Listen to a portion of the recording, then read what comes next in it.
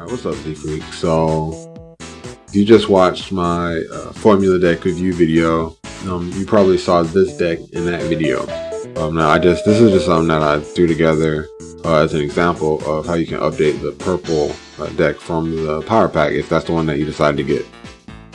And I just had a really epic game with this deck, and I wanted to show off the replay with that. So let's go ahead and hop over into that. Now, as you can see from the chart here, this game was super swingy. Like, I was thinking about giving up, and I'm glad I just stuck it out and went on my AI's advice. And we ended up taking it, so go ahead and get into this game. This game was amazing. So you drop down there, Yellow Evoker. Scout, such a good move on turn 1. You don't need to play a minion on turn 1 if you go first. Now they're playing a Yellow Angel deck. So we hit the Shikizuru, which is good. I was a little concerned we didn't start with it, but we drew into it, so it's all good. Alright, now we got a card battler and a BS minion in the base, so Shikizuru about to start. About to give me them cards, baby.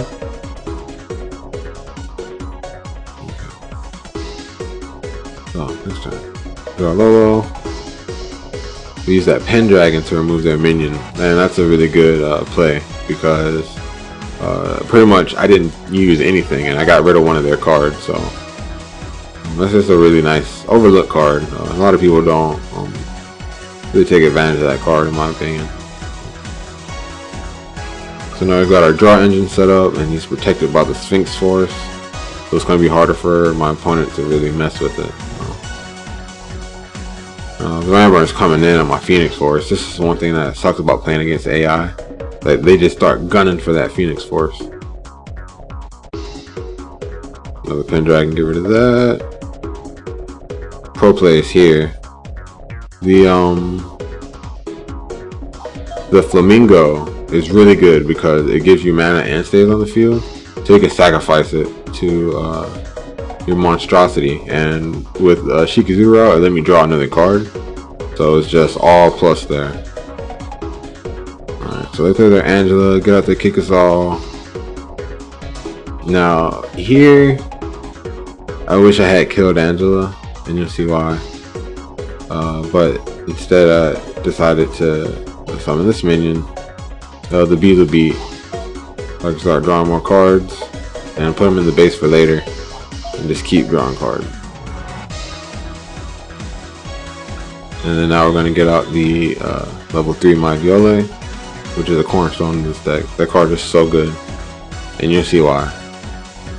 So this is why I wish I had killed Angela, because he put the release on it, and now I kind of can't kill it, because it'll just go back to his hand if I do. So.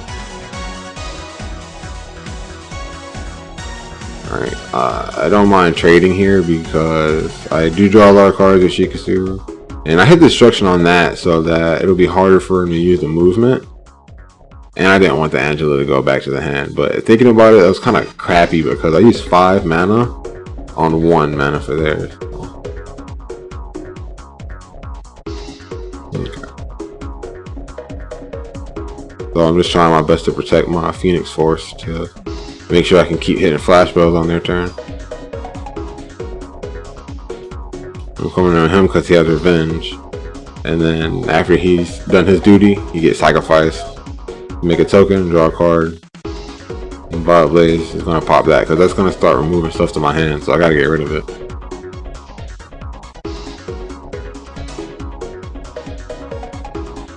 Okay, now that Hydrangea brought back 3 of his minions, and that's the opposite of what I want to happen.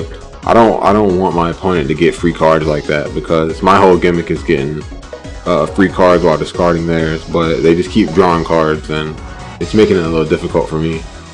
And here's where I realized, like, man, like, I haven't really done any damage to them. Like, their forces are still full, they just lost 1 health, and if I got rid of that Ouroboros Force, this game would be a lot easier. But you know, now it's a little harder.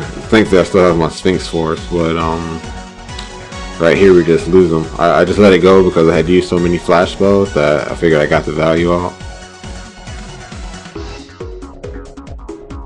Now mine comes out. We're using our Sheed spells. That Evoker is really good. because he creates 3 spells that can remove minions. And that's our level 3 Mai. He has to discard 2 cards, minus 300 to his field, burn him for 1, and I get to draw a card. Just so much stuff going on.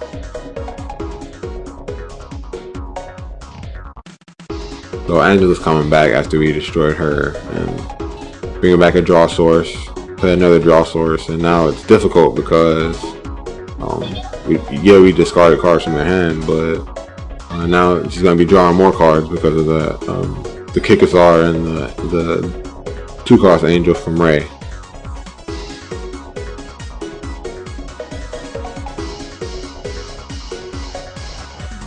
He just has so many cards now. He can just play all of them as much as he wants. I can't block because of Angelic Strike.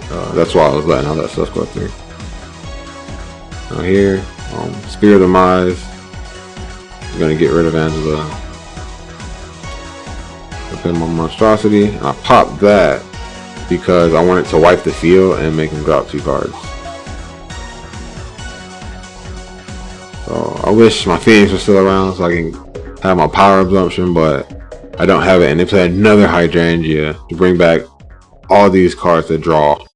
So I'm right here, I'm like, oh man, this is tough, like, because they're just gonna keep drawing cards. If I block, they're gonna keep drawing, and I want them to run out of cards so they won't be able to defend against me. But as you can see, they just keep drawing and drawing and drawing. Right now they have 9 cards in their hand. And they finally get rid of my Sphinx Force, so now I'm in trouble because they can target my minions. And they still got their Ouroboros and Phoenix, so it's getting hard out here. And it doesn't get any easier. Trust me, so. Put Shikazuru in the base just to make sure I have one. And we just gotta turtle up now. Right here was when I was like, okay, we're just turtling up, and being on the back foot ain't good. And then I just swarming the field, and yeah, this turn was really rough, but you know, we managed to make it through this turn. I had to block that so I can't get the magic back. If that deals damage to my life, she would have got a magic back to the hand. And now here comes Angelic Strike level 2. That was so annoying. I just blocked all those attacks, and then they get to attack again. Like, I don't like Angelic Strike level 2 because I feel like this won't happen that often, but when it happened here, I was just like, man, this is perfect timing to play that card. And I can't believe I just let it happen. So they still got 7 cards in their hand and a full field, and they're looking pretty healthy too. But Shikazuru is still coming in handy. Now, my AI wanted to get back Demo Bone. I said I want back my Viola, so I picked Maya to put back in my hand. And that's a strategy you can do when you're playing Purple BS. When you get 10 mana, you want to put Maya back in your trash from playing mana, so you can add her back to your hand. So now the Maya is still level 3, and her effect's still going to activate when I play it.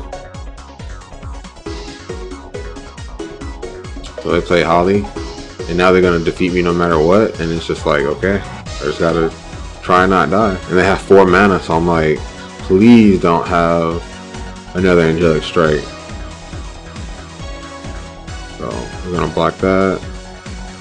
So Air Snare is gonna prevent. The reason why I didn't block with Lolo is because I didn't want him to play a spell, and that Air Snare stopped me from being able to block. So I had power absorption to stop it, and they still have a movement, so I have my Lolo to block if I need to, because Lolo can't be targeted. So we play the Maya to get back the Asmodeus. Comes down, pops that.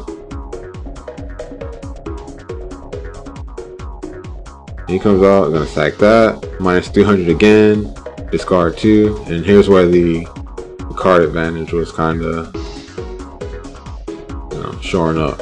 Like, I felt like this was the point where I was like, okay, like, I could possibly win because he is running out of resources.